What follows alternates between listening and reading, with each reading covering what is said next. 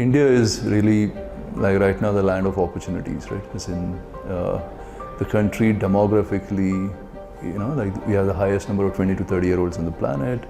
We are one of the few countries which is growing fast.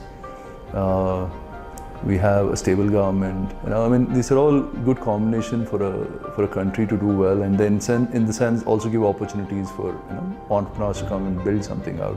The government has put in so many enablers in place that has helped startups like us. In 2016 is when we could use Aadhar for online onboarding, and then in 2018 is when we could start using UPI for payments. Our business grew from 60,000 to 1.2 crores in the next 6 years, right? And that has not been possible if not for the enablers of UPI or enablers, which is Aadhar.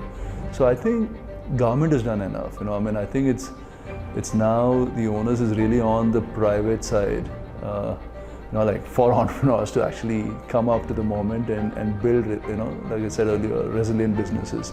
Being a businessman was almost looked down upon, Listen, it's not a cool thing to do, right? But today, an entrepreneur is actually looked up to, right? So that transition has happened over the last 20 years. And I think that has also got to do with some of the messaging that happens, that we see from the government. For most developing economies around the world, you need more entrepreneurs coming in the country, creating more jobs. And so I think our government is doing quite a decent job at this. Everything in life is a trade, right? As in there are trade-offs. What is the maximum outcome you can have from your life for the effort you're putting in? And that today, I think, is in India, right? I mean, if you were to go to some other developed country, you can of course get a decent job, lead a decent life, and get access to all whatever, the infra and etc.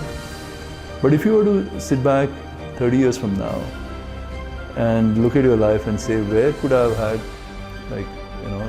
like a much larger outcome for the effort that I put? I think that country would be India.